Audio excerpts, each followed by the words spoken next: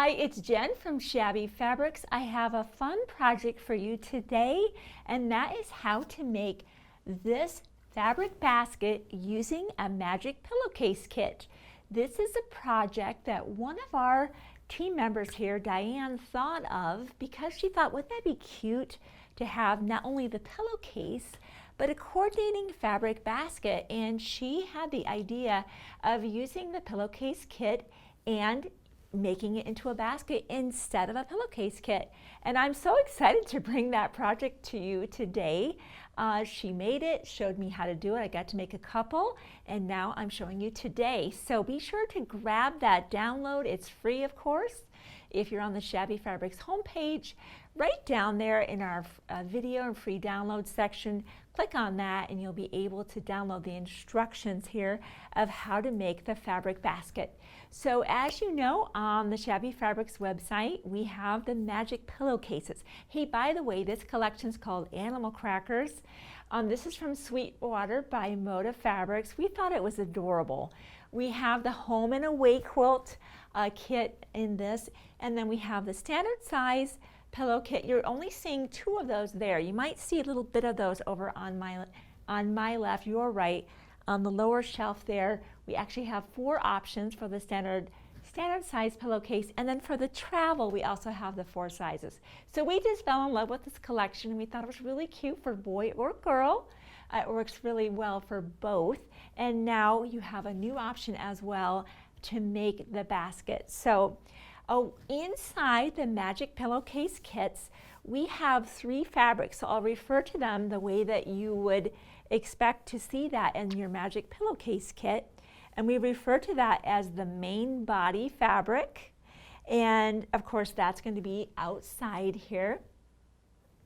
And this is the fabric that we historically would be using for the cuff of our pillowcase.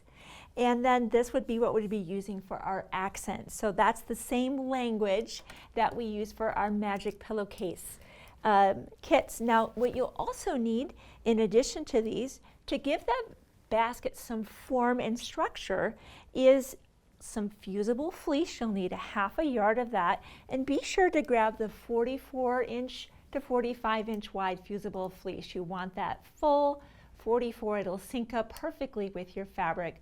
Of course, we have that available on the website. And then you'll also want 1 yard of fusible interfacing. Again, we have that readily available for you.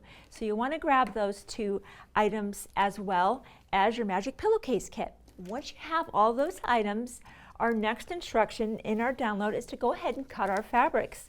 So with our main fabric here, we're going to be making a whole basket together that's in a different combination of the animal crackers. It'll be out of these 3 fabrics right here. This is going to be our main body fabric.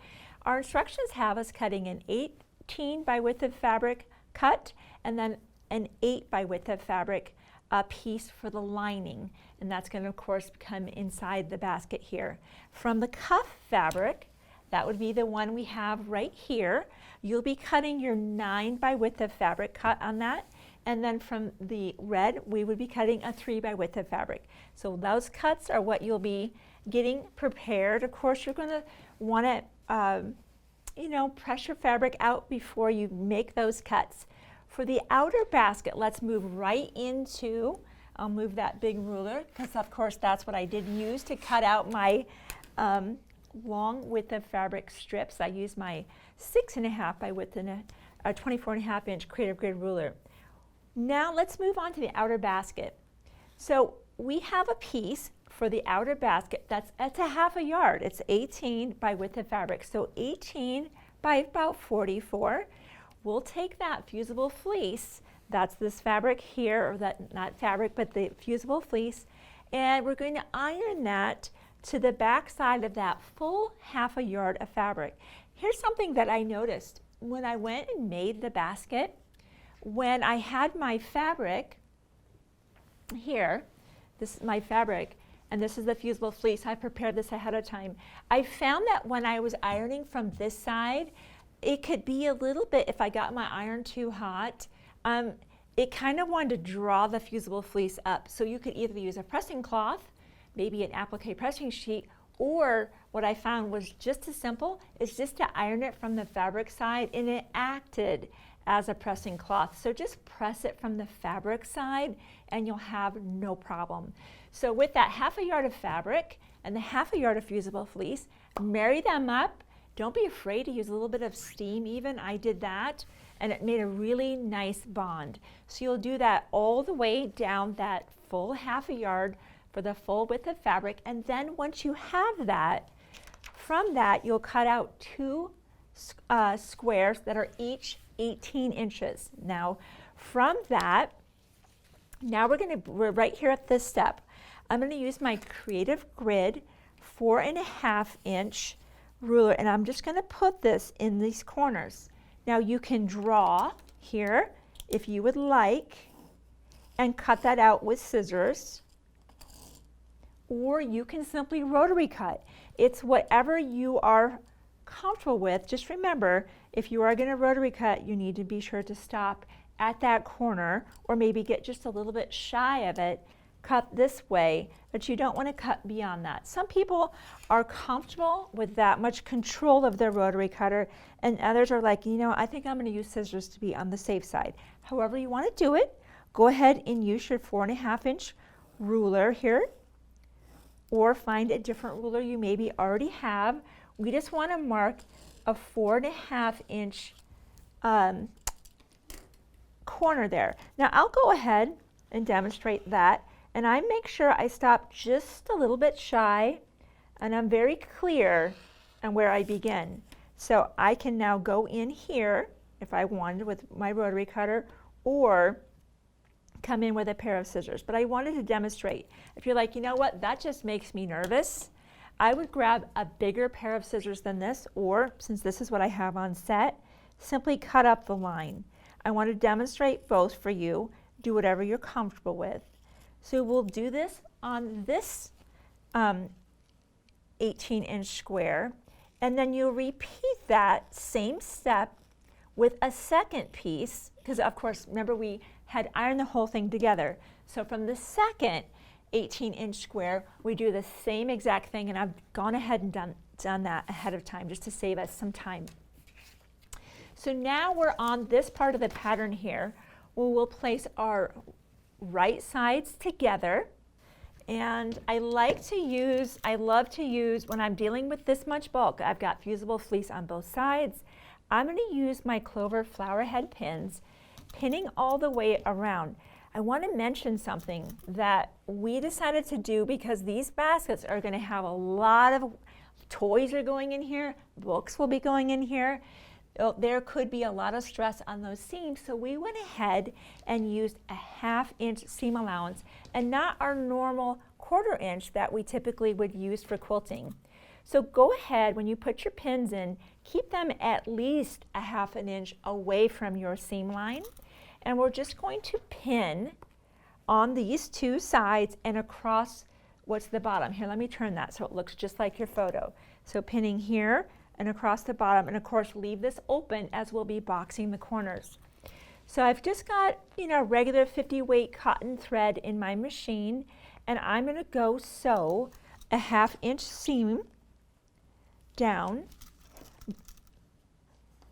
these 2 sides in here. And when I come back, I do want to show you boxing the corners. That may be a new concept for you. So I'll be right back, and those will be ready to go. The other thing that I'm going to go ahead and do once I come back, and just to save us some time, is I'm going to press all of my seams open, because it's going to help it lie a little bit flatter when I bring the lining to it. So this will be sewn. I'll have that pressed open, and then we'll be able to show you how to box a corner. So I've sewn along the sides across the bottom, pressed my seams open. Just a few pointers if you're struggling with the pressing. One thing that I find is to kind of just lay the project kind of almost onto itself to get access to that seam to press it open. It's of course the same thing for the other side, and for the bottom, if you can kind of roll the project again kind of onto itself, push it out of the way to press that seam open. All right, so just some pointers for pressing. We're on page 2 at the very top. We're going to box that corner. So that image you're seeing here what that's representing is what this will look like. So I'll just turn that. So that's what we're trying to show you right here. And that's how you box a corner. If you just kind of give a little bit of a pull, you'll see that those two seams want to line up. Go ahead and pin that a good 3/4 to an inch away, because we will again be using a 1/2 inch seam allowance. So I'll put in a couple pins. We will go to the other side. Mice will go ahead and just pin both sides. So when we go to the sewing machine, it's just an efficient trip there, and you can sew both sides, pinning again, 1 and 2. Go to the sewing machine, 1/2 inch seam allowance. Now I've done that ahead of time just to save a little bit of time, and we can keep moving right along. So let me grab that out, and just like I said, sew the 1/2 inch seam allowance. Now we'll go ahead and leave this part of the bag with the wrong side out. I know you want to turn it, not yet, so hang on. We'll move right along into our pattern, which is now for the lining. So those 3 fabrics that we had previously cut to the 3, 8, and 9 inches, you'll go ahead and sew those together with 1/2 inch seam allowances and press your seams open, and go ahead and cut those into 2 18-inch squares again. And with your fusible interfacing, you'll cut those into 2 18-inch squares, and you'll simply fuse that to the back side of your fabric. Again, I always recommend either using a pressing cloth if you really want to press on this side, or if you press on this side, you're always safe. So once that's done, we're now down in this section of the pattern, just like we did before. We used our 4.5 inch creative grid ruler, marking in our corners and cutting them out with either scissors or a rotary cutter, as you prefer, doing the same exact process to the second piece. Get that out of there. You know, sometimes I have found if I can do most of the cut with a rotary cutter, this is another option that I've done. I'll share that with you, since, hey, you know, share what I've learned along the way. Nothing is as precise as a ruler and a rotary cutter. It's nice. But if I'm nervous about overcutting, sometimes what I'll do is get most of the cut done with a rotary cutter, because its accuracy is undeniable, and then come back and just do some of the snips with scissors. So that's another option for you. So I'll go ahead and just do the same thing here. And we will box the corners the exact same way. So just to save us some time, in fact, let me just grab out the second piece. There's a couple things I wanted to point out to you here. Is the second piece is made the same way. Before, when we had the main part of the fabric, we didn't have these other places where we want them to come together. Remember, we just kind of lined that up, pinned it, and sewed. What I want to encourage you to is just check your position. Make sure you're lined up really nicely, because you want to have those join up just perfectly. And go ahead and check that. Check this location as well. And then again on these sides. Sewing here, 1/2 inch seam allowance on both sides, and again across the bottom. Now I've done that ahead of time just to save us some time. Now with this particular one, we will go ahead and turn this one right side out. And I've got a point turner here. You can definitely get most of that out with your hand, but if you kind of want to have just the sharpest points out, by all means, the Clover point turner has this pointy and this rounded. So of course for this particular project, I will just use that pointy side. There we go. Now we'll take our main bag. That's the part that's going to be here, and this will fit inside. So we have our side seams here and our side seam here. So we'll go ahead and insert this bag into the other, lining up those seams So we've got our nice pressed open seams. And this is where we'll go ahead, and you could use wonder clips here, which would be a great option. You could be using the flower head pins. The whole idea is that you're just going to start with these two sides, pinning them first, pinning everything in between. We will go to the sewing machine. I might even take this plate off so that it's a little bit easier. I'm not battling with this part of my machine. And we'll be using a 1/2 inch seam allowance. Make sure you leave a 6-inch opening and never on the ends. Pick this side or this side. So I'll go ahead and continue pinning, getting everything ready to go. Get this table off of my machine, and we'll go ahead and sew that 1/2 inch seam allowance. We're very close to having our basket done.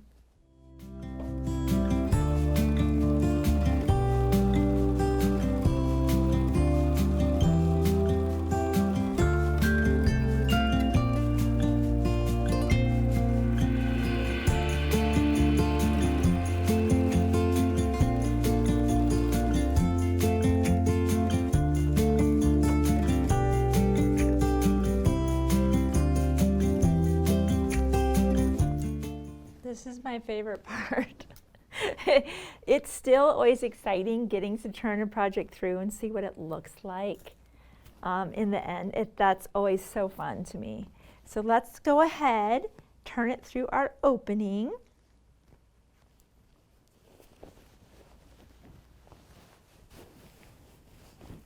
Someone said, do you know that you always smile when you turn a project through?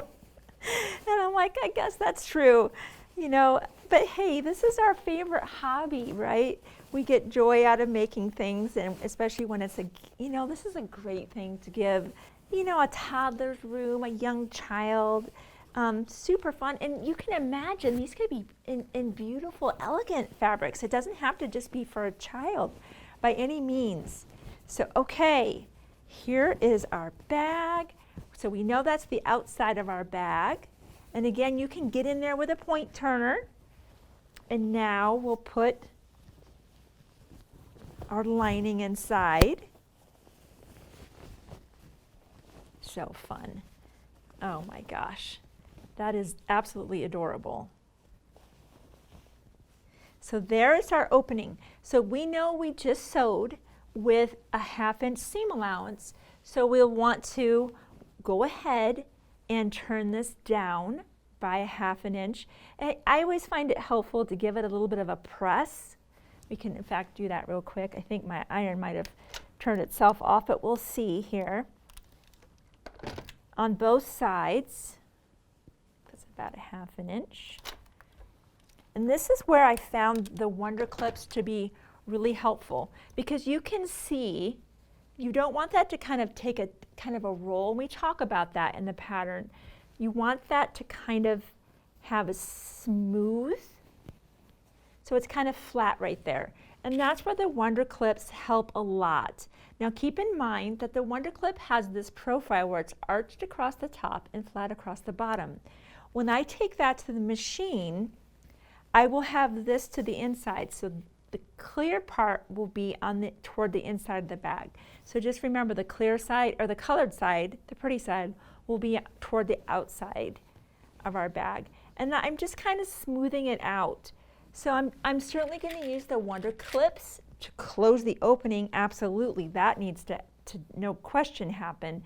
But I'm also going to clip all the way around the bag, just so that my bag doesn't kind of want to roll in and take that tuck.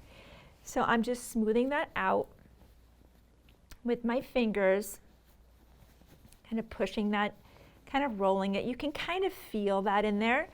Clip all the way around, so I'll keep doing that.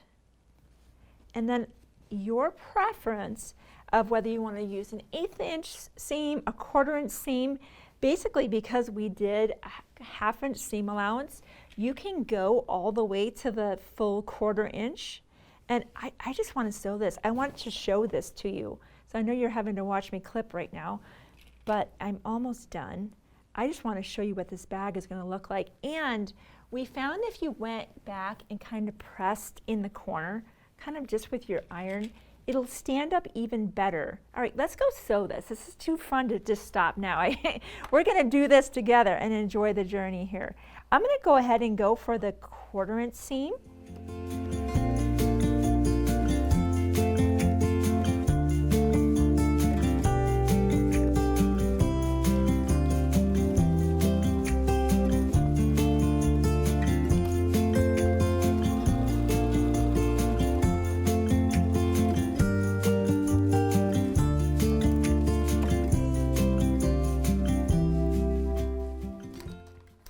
This is so cute.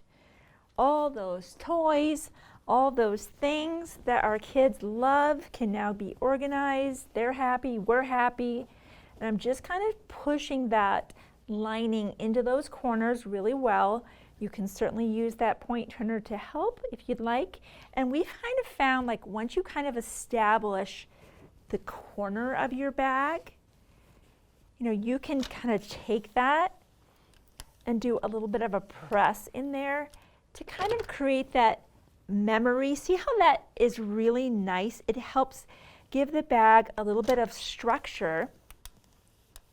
I'll just do this on the 4 sides so you're seeing that.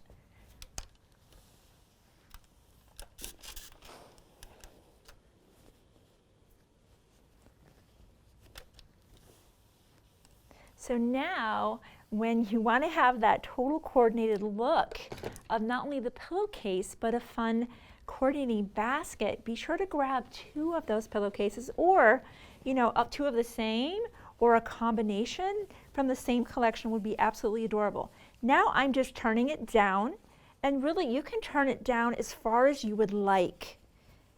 And isn't that adorable? And if you want to recrease, you know, kind of that memory in that corner, again, kind of just give it more of that structure and that finished look. I'll just do all 4 corners since I'm here. We can see what that's going to look like. And there you go. Toys, books, whatever that is, it's adorable. The room is clean and organized and coordinated with these adorable pillowcase kits. So how fun is that? So thank you so much for giving me part of your day for this fun project to take a pillowcase kit and, who knew, turn it into a beautiful and functional basket that's going to help us be organized and add to a lot of charm in a room. I hope you'll share this video with a friend who you know might really enjoy making these baskets. I will see you on a future Shabby video.